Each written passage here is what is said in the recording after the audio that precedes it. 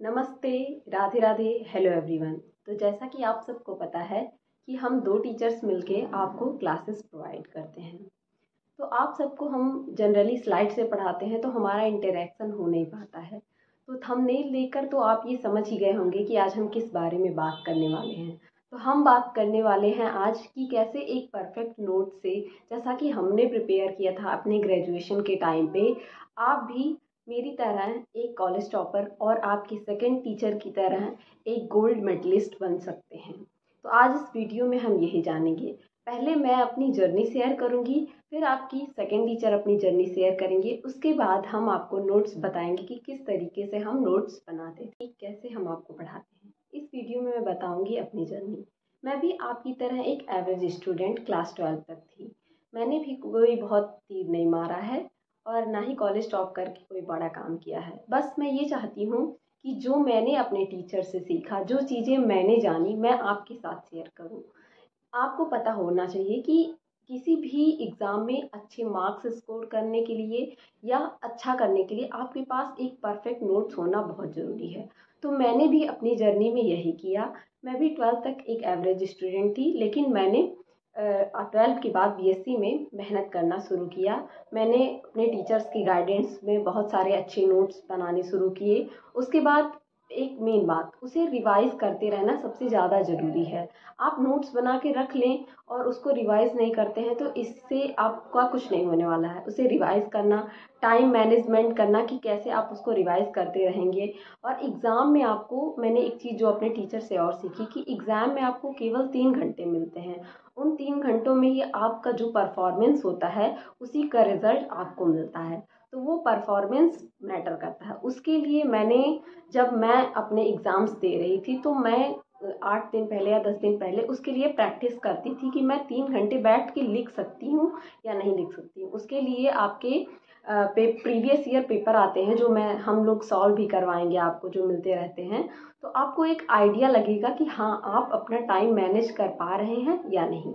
बस इतना ही मुझे शेयर करना था। अब आपकी सेकेंड टीचर आपके साथ आपकी जर्नी शेयर करेंगी, फिर हम अपने बात करेंगे नोट्स के बारे में, जो मैंने बनाया है कि किस तरीके से मैं नोट्स बनाती थी। Thank you everyone.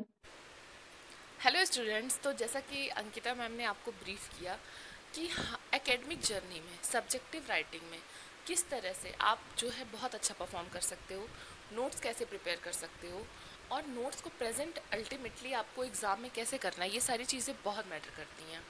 आप चाहे ये राइटिंग का इस्तेमाल अपने यूजी और पीजी के एग्ज़ाम्स क्लियर करने के लिए करें, या फिर जैसे कि बहुत सारे एग्ज़ाम्स कंपटीशन भी ऐसा होता है, UPSC for example, PSC for example, जहाँ पर आपको सब्जेक्टिव राइटिंग करनी रहती है। मतलब एमसीक्यू बेस्ड पेपर्स नहीं होते हैं, आपको प्रॉपर आंसर राइटिंग करनी होती है। ठीक है, तो ये एक स्किल है, आंसर राइटिंग एक स्किल है। किस तरह से आपके जो रिसोर्स हैं आप उसको अच्छे से प्रेजेंट करते हो कि जब सामने वाला उसे चेक करने के लिए उसे बिल्कुल मेहनत ना करनी पड़े, बिल्कुल अच्छे से उसे सारी बातें समझ में आए, आप जो कहना चाहते हो वो कन्वे होना चाहिए। तो ये सारी बातें बहुत मैटर करती हैं।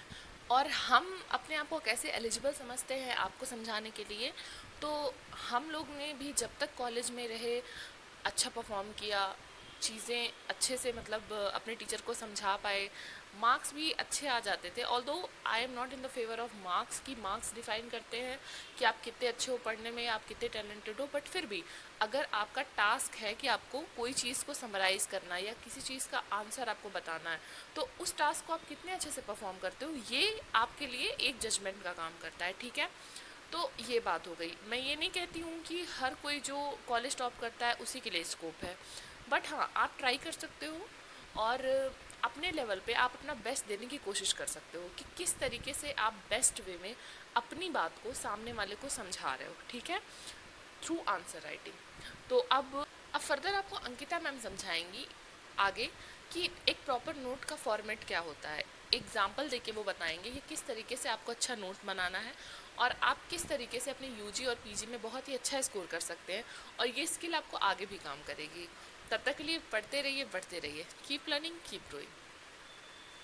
जैसा कि आगे की वीडियो में देखकर आप जान ही गए होंगे कि हम लोग किस बारे में बात करने वाले हैं, तो ये नोट मैंने आपके लिए अलग से बनाया है कि किस तरीके से आप नोट्स बना सकते हैं। ठीक है, तो मैंने एग्जाम्पल के लिए लिया है रिप्रोडक्शन इन एल्गी। ठीक है, अब रिप्रोडक्शन इन एल्गी में ये नोट्स मैं आपको दिखा देती हूँ। ये आप देख सकते हैं किस तरीके से मैंने पूरा अरेंज वे में बनाया है इसको विथ डायग्राम। इसका वेजिटेटिव रिप्रोडक्शन मैंने आपके एग्जाम्पल के लिए लिया है, आप ये देख सकते हैं। मैं आपको समझाऊंगी भी और सारे पॉइंट्स, क्या क्या पॉइंट्स मैटर करते हैं। जैसे मान लिया आपसे पूछ लिया give brief description about vegetative reproduction in algae. ठीक, तो अब आप क्या करेंगे, सबसे पहले आप क्या करेंगे, हेडिंग एक अच्छा सा डालेंगे रिप्रोडक्शन इन एल्गी। जैसा कि यहाँ पे हेडिंग मैंने दे रखा है रिप्रोडक्शन इन एल्गी, या अगर आपसे वेजिटेटिव पूछा तो आप डालेंगे वेजिटेटिव रिप्रोडक्शन इन एल्गी। ठीक, वेजिटेटिव रिप्रोडक्शन इन एल्गी आपकी कॉपी मिलती है जिस तरीके से भी, आप उसमें एक तरफ लाइनिंग होती है, अगर लाइनिंग नहीं है तो आप एक तरफ इस तरीके से लाइनिंग ले सकते हैं। उस लाइनिंग के बाद आप लिखना शुरू करेंगे। लाइन कर देने से ये हो जाता है कि एक तरफ अलाइन हो जाता है कि आप सही से एक वे में लिख रहे हैं। ठीक है, इधर उधर ना जाए, क्योंकि अरेंज चीज़ें सभी को अच्छी लगती हैं, किसी को भी ऐसा नहीं अच्छा लगता कि मेरा सामान बिखरा पड़ा रहे। ठीक है, कभी भी आप देखिए आपको मेसी रूम अच्छा लगता है, नहीं अच्छा लगता है ना, तो आपको अरेंज चीज़ें अच्छी लगती हैं। तो मैंने देखिए आपको क्या करना है, आप जैसे मान लीजिए रिप्रोडक्शन इन एल्गी पूछ लिया या वेजिटेटिव रिप्रोडक्शन इन एल्गी पूछ लिया, तो मैंने रिप्रोडक्शन इन एल्गी लिया। रिप्रोडक्शन इन एल्गी में तो 3 तरीके का एल्गी में रिप्रोडक्शन पाया जाता है, तो आप उसको यहाँ पे पहले नोट डाउन कर दीजिए ताकि टीचर को पता चले कि आपको पता है कि हाँ एल्गी में 3 तरीके का रिप्रोडक्शन पाया जाता है। उसके बाद आप स्टार्ट करिए वेजिटेटिव रिप्रोडक्शन से। ठीक, अब वेजिटेटिव रिप्रोडक्शन से आप स्टार्ट करिए, तो ये देखिए वेजिटेटिव रिप्रोडक्शन में मैंने क्या किया है, वेजिटेटिव रिप्रोडक्शन में आप मैंने यहाँ पे बताया है कि ये मोस्ट कॉमन मेथड होता है और ये इतने तरीके का होता है। जब आप इसको यहाँ मेंशन कर देंगे तो आगे टीचर को ये देखने की ज़रूरत नहीं पड़ेगी कि आपने पूरे टाइप लिखे हैं या नहीं। अब आपको पता ही होगा कि जब आप रिटन लिखते हैं तो 32 पेजेस की कॉपी होती है, कितनी ज़्यादा कॉपीज चेक करनी होती है, तो टीचर के ऊपर भी एक प्रेशर होता है चेक करने का कॉपी। ठीक, तो वैसे तो कोई भी टीचर मार्किंग बेकार नहीं करता है, अच्छी करता है, लेकिन फिर भी आप अपनी तरफ से इतना एफर्ट लगा दीजिए कि टीचर को बिल्कुल मेहनत करनी ना पड़े, वो आपको बस नंबर देती चला जाए। ठीक, तो इस तरीके से आप यहाँ पे 6 तरीके का पाया जाता है, जैसे कि सेल डिवीजन और फिजन, फ्रेगमेंटेशन टाइप का, हार्मोगोनिया, एडवेंटिशियस ब्रांचेस, ट्यूबर्स का फॉर्मेशन और बडिंग, टोटल 6 तरीके का इसमें पाया जाता है। फिर मैंने इसमें बताया है कि इसका मेन कैरेक्टर, जैसे कि इसमें प्लांट बॉडी सेपरेट होती है without obvious change in protoplast, protoplast में कोई चेंज नहीं होता है या रिजुवनाइजेशन नहीं होता है प्रोटोप्लास्ट का। ठीक, अब इतना बताने के बाद फिर मैंने स्टार्ट किया है इसके टाइप के बारे में। अब टाइप स्टार्ट करने के बाद ये देखिए यहाँ पे मैंने पहले इसके कैरेक्टर को मेंशन किया है कि सिंपलेस्ट टाइप का होता है, यूनिसेलुलर होता है। इसके कैरेक्टर को मेंशन करने के बाद फिर यहाँ पे मैंने इसके एग्जांपल्स दिए हैं कि आपको पता है कि किस ऑर्गेनिज्म में ये पाया जा रहा है, यूनिसेलुलर एल्गा में पाया जा रहा है, इसका प्रोसेस क्या होता है, माइटोटिकली ये डिवाइड करते हैं। ठीक है, इसके जनरल कैरेक्टर आप लिखिए। फिर इसको एग्जाम्पल के थ्रू मैंने रिप्रेजेंट किया है कि ये यूग्लिना और क्लेमाइडोमोनास में पाया जाता है। एग्जाम्पल के लिए मैंने क्लेमाइडोमोनास का डायग्राम दिया है। मैं आपको एक हार्ड एंड फास्ट रूल बता दूं, बायोलॉजी में डायग्राम, एग्जांपल्स, ये सारी चीज़ें बहुत ज़्यादा मैटर करती हैं। जैसे आप फिजिक्स केमिस्ट्री में मैं उसका आंसर आना ज़रूरी होता है, अगर आप फार्मूला लगा रहे हैं कोई, उसके फार्मूले सही होने ज़रूरी होते हैं। उसी तरीके से आपके बायोलॉजी में डायग्राम, एग्जाम्पल्स और हेडिंग्स, ये सब चीज़ें बहुत ज़्यादा मैटर करती हैं। एक अरेंज वे में लिखा हुआ होना, अगर आपका रिटन आ रहा है, अगर आपका ट्रू फॉल्स टाइप का आ रहा है, ऑप्शनल टाइप का आ रहा है, तो उसमें तो आपका नॉलेज अच्छा होना चाहिए। लेकिन अगर रिटन आ रहा है तो रिटन में आपकी ये सारी चीज़ें मैटर करती हैं। अब आगे मैं आपको और दिखाती हूँ। जैसे मान लीजिए फ्रेगमेंटेशन मैंने लिया, तो यहाँ पे मैंने बताया है कि ये किसमें पाए जाते हैं, फिलामेंटस, जो तंतु वाले एल्गी होते हैं जिनमें फिलामेंट बनता है। उसके लिए मैंने देखिए एक एग्जाम्पल बताया है स्पायरोगारा का, कि इस तरीके के जो एनिमल होते हैं उनमें ये पाया जाता है। ठीक है, इनके थाइलस जो है ब्रेक करके नया ऑर्गेनिज्म बना लेंगे। वो ब्रेक क्यों करेंगे? टर्गर प्रेशर की वजह से या मैकेनिकल कोई प्रेशर होगा, और हर एक ब्रेक के जो टूटेगा उसके अंदर ये कैपेबिलिटी रहेगी कि वो नया ऑर्गेनिज्म बना लेगा। जैसे कि इसके एग्जांपल्स मैंने दिए हैं, यूलोथ्रिक्स, यूडोगोनियम, स्पायरोगायरा, जिग्निमा। ठीक, फिर मैंने हॉर्मोगोनिया की तरफ मूव करते हैं। तो यहाँ पे देखिए मैंने इसके भी पहले कैरेक्टर बताए हैं कि ये ब्लू ग्रीन एल्गी, जिसको कि मिक्सोफाइसी या साइनोफाइसी भी कहते हैं, आप ऐड कर सकते हैं अगर आपको नॉलेज है। इसे मिक्सोफाइसी या साइनोफाइसी भी कहते हैं। ये अनफेवरेबल कंडीशन में इनमें के अंदर जो ट्राइकोम होते हैं वो ब्रेक होके क्या करते हैं? मोटाइल सेगमेंट बना लेते हैं, जिसको कि हार्मोगोनिया कहा जाता है।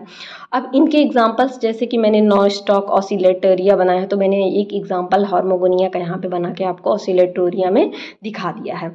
मूव करते हैं आगे की तरफ। तो ट्यूबर्स में क्या होता है? ट्यूबर लाइक स्ट्रक्चर, जैसा कि यहाँ पे मैं आपको दिखा दूँ, इसमें ट्यूबर लाइक स्ट्रक्चर बन जाते हैं। ये मैंने कैरा का एग्जांपल, और क्लैडोफोरा में पाया जाता है, तो ये मैंने कैरा का एग्जांपल इसमें ले लिया है। ठीक है, अगर आगे की तरफ मूव करते हैं तो बडिंग, जब मैंने आपको बताया है, तो बडिंग में क्या होता है? एक बड का स्ट्रक्चर बन जाता है, जो किसकी वजह से?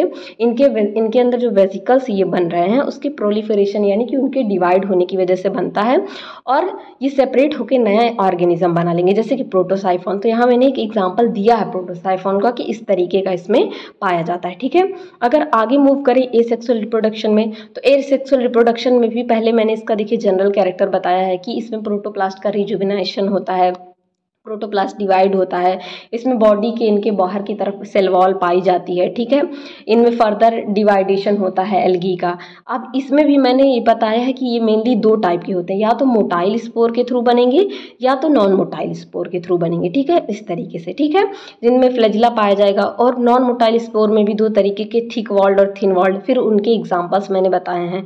फिर आगे इनमें बताया है कि एक पहला जू स्पोर होगा, इसके कई सारे एग्जाम्पल्स हैं, जैसे कि क्लेमाइडोमोनास का मैंने एक एग्जांपल लिया है, तो इसका डायग्राम दिखाया है। फिर ए प्लानोस्पोर की बात की जाए तो यहाँ पे मैंने पहले जनरल कैरेक्टर लिखा है, फिर उसका डायग्राम बनाया, फिर उसके एग्जांपल्स दिए हैं। तो इस तरीके के नोट्स जब आप प्रिपेयर करेंगे तब आपको मार्क्स मिलेंगे, वरना आपको जैसे आपने एक कैरेक्टर लिख दिया, मार्क्स नहीं, कैरेक्टर लिख दिया, उसका एग्जाम्पल नहीं दिया, आपने डायग्राम नहीं बनाया, तो आपको नंबर भी उसी तरीके से मिलेगा। तो ये मेरे कुछ नोट्स थे जो मैंने आपके साथ शेयर किए हैं। आशा करती हूँ कि ये आपको समझ में आया होगा और आपके लिए हेल्पफुल रहा होगा। हेल्पफुल रहा तो अपने दोस्तों के साथ शेयर करिए, और बने रहिए इसी तरह और अच्छी वीडियोस के लिए हमारे चैनल बायोवर्स पे। Thank you everyone. Radhe Radhe.